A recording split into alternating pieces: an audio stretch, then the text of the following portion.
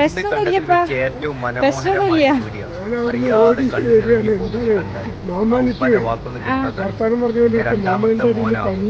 അതെ, എന്തെങ്കിലും special day ആണോ?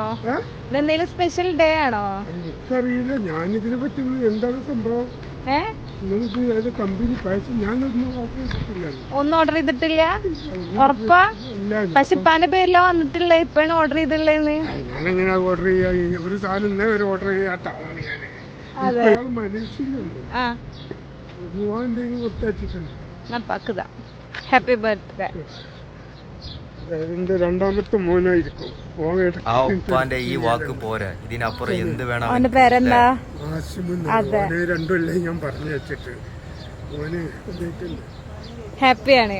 ഒന്ന് തുറന്നു നോക്കിപ്പോ, നിങ്ങക്ക് ഇഷ്ടായാന്ന്? ഒന്നും മറന്നിട്ടില്ല.